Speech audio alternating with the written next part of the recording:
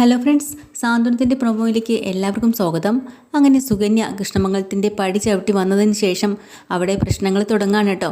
കാരണം രാജശ്രീയുടെ ബന്ധുവാണെങ്കിലും അത് രാജശ്രീയെക്കാളും അഹങ്കാരവും തൻ്റെ ഇടവും ഒക്കെ ഉള്ളൊരു പെണ്ണ അവിടെ ധർമ്മൻ്റെ ഭാര്യയായിട്ട് കൊണ്ടുവന്നിരിക്കുന്നത്.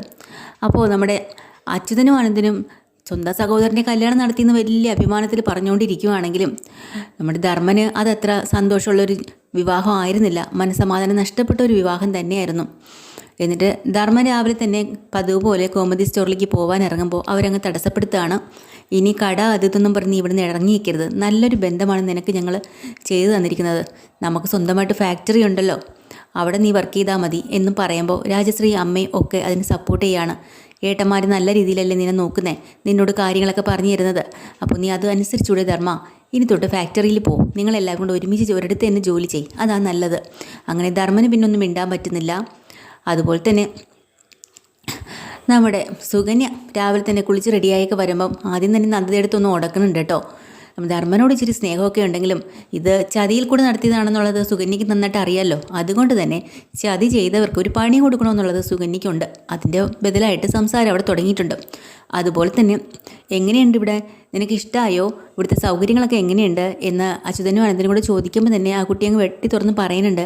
ഞങ്ങളുടെ മുറിക്ക് അത്ര വലിപ്പമൊന്നും പോരാ, എ സിക്ക് തണുപ്പ് കുറവാണ്, പിന്നെ അങ്ങനെയൊക്കെയുള്ള കുറേ കാര്യങ്ങൾ പറയുന്നുണ്ട്. അതൊക്കെ ശരിയാക്കി തരാം, വേറെ എന്തെങ്കിലും ഉണ്ടോ, ഉച്ചയ്ക്ക് കഴിക്കാൻ എനിക്ക് മീൻ വേണം, മീൻ ഫ്രൈ വേണം, ഇങ്ങനെയൊക്കെ കുറേ ഡിമാൻഡുകളൊക്കെ വെക്കണം.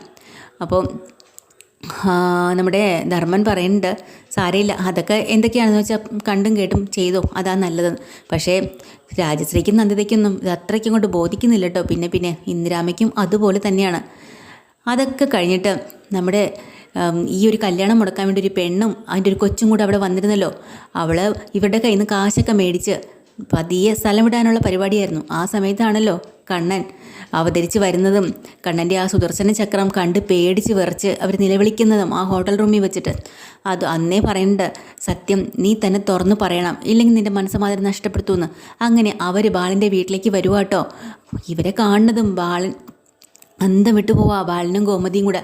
അങ്ങനെ സത്യം തുറന്നു പറയാം, അല്ലാതെ അവർക്ക് മനസ്സമാധാനമായിട്ട് ജീവിക്കാൻ കഴിയില്ല, ഭഗവാൻ അതിന് സമ്മതിക്കില്ല. ആ സ്റ്റേജ് വരെ എത്തി.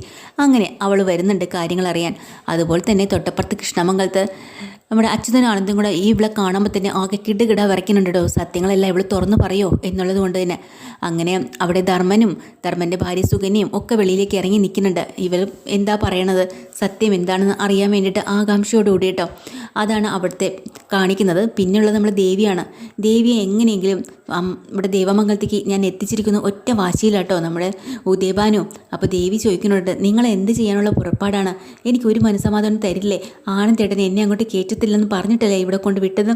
എടി, അവൻ അങ്ങനെ പലതും പറയും, അവൻ നിൻ്റെ കല്യാണം കഴിച്ച നിൻ്റെ ഭർത്താവാണ്, നീ അവിടെയാണ് താമസിക്കേണ്ടത്, അല്ലാതെ ഇവിടെയല്ല. അതിന് ഞാനൊരു മാർഗം കണ്ടുവച്ചിട്ടുണ്ട്. എന്താണ് അച്ഛൻ കണ്ടുവച്ച മാർഗം? അതൊന്നും ഞാൻ പറയില്ല, എൻ്റെ കയ്യിൽ നല്ലൊരു മാർഗമുണ്ട് നിന്നെ അവിടെ എത്തിക്കാനായിട്ട്, അത് ഞാനങ്ങ് നടപ്പിലാക്കും എന്ന് ഉദയഭാനു എല്ലാവരോടും പറയാം കേട്ടോ. ഇതൊക്കെയാണ് പ്രൊമോയിൽ കാണിക്കുന്നത്. ഡീറ്റെയിൽഡ് എപ്പിസോഡുമായിട്ട് വീണ്ടും വരാം. ചാനൽ ഇഷ്ടമായി ലൈക്ക് ചെയ്യുക, സബ്സ്ക്രൈബ് ചെയ്യുക. താങ്ക്